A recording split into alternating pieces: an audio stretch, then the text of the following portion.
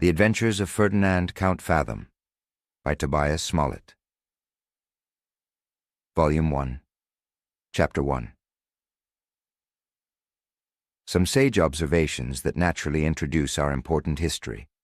Cardinal de Retz very judiciously observes that all historians must of necessity be subject to mistakes in explaining the motives of those actions they record, unless they derive their intelligence from the candid confession of the person whose character they represent.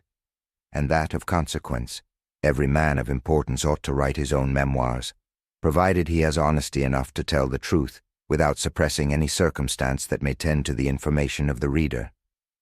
This, however, is a requisite that, I am afraid, would be very rarely found among the number of those who exhibit their own portraits to the public.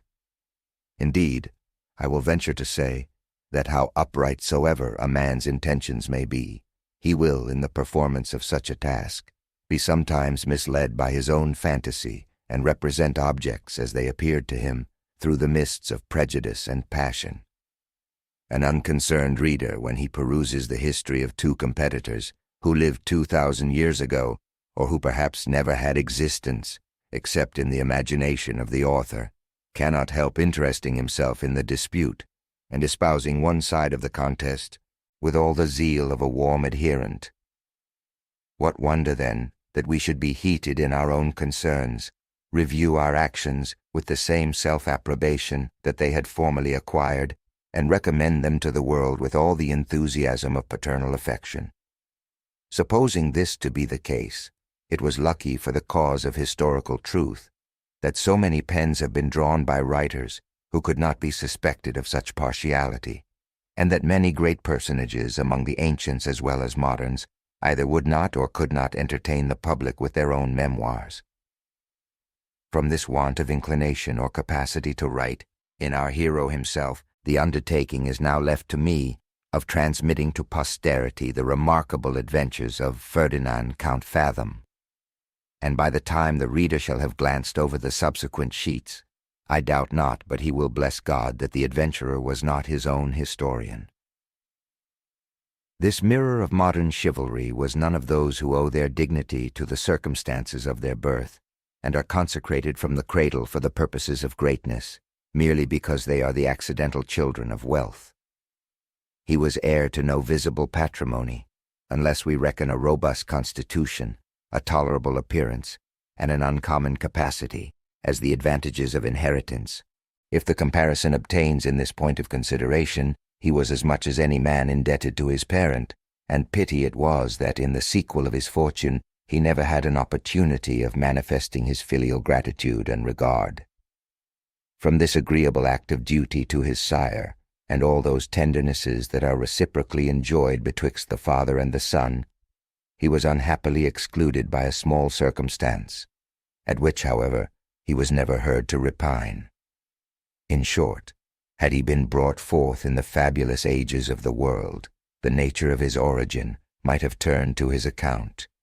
He might, like other heroes of antiquity, have laid claim to divine extraction, without running the risk of being claimed by an earthly father. Not that his parents had any reason to disown or renounce their offspring, or that there was anything preternatural in the circumstances of his generation and birth. On the contrary, he was from the beginning a child of promising parts, and in due course of nature ushered into the world amidst a whole cloud of witnesses. But that he was acknowledged by no mortal sire solely proceeded from the uncertainty of his mother, whose affections were so dissipated among a number of admirers that she could never pitch upon the person from whose loins our hero sprung. Over and above this important doubt under which he was begotten,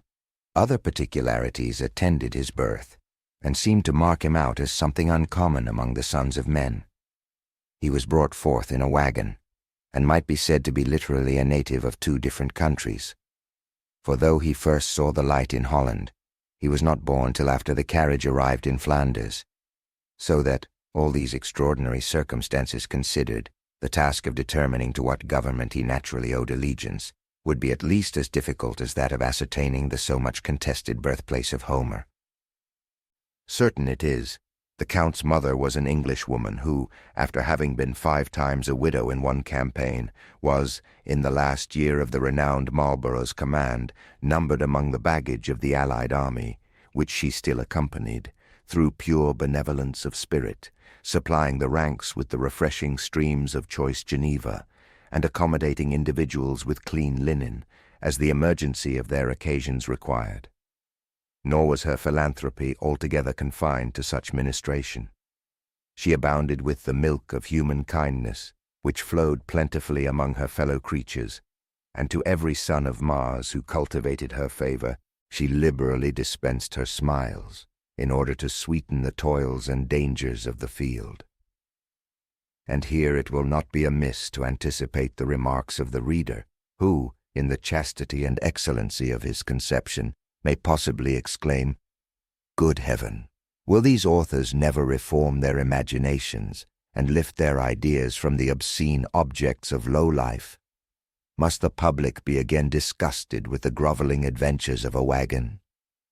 Will no writer of genius draw his pen in the vindication of taste, and entertain us with the agreeable characters, the dignified conversation, the poignant repartee, in short, the genteel comedy of the polite world? Have a little patience, gentle, delicate, sublime critic. You, I doubt not, are one of those consummate connoisseurs who, in their purifications, let humor evaporate while they endeavor to preserve decorum and polish wit until the edge of it is quite worn off. Or perhaps of that class who, in the sapience of taste, are disgusted with those very flavors in the productions of their own country which have yielded infinite delectation to their faculties when imported from another clime. And D, and an author, in despite of all precedent and prescription, who extol the writings of Petronius Arbiter, read with rapture the amorous sallies of Ovid's pen, and chuckle over the story of Lucian's ass. Yet, if a modern author presumes to relate the progress of a simple intrigue, are shocked at the indecency and immorality of the scene, who delight in following Guzman d'Alfarache through all the mazes of squalid beggary, who with pleasure accompany Don Quixote and his squire in the lowest paths of fortune, who are diverted with the adventures of Scarron's ragged troop of strollers, and highly entertained with the servile situations of Gil Blas. Yet, when a character in humble life occasionally occurs in a performance of our own growth, exclaim with an air of disgust, "Was ever anything so mean?"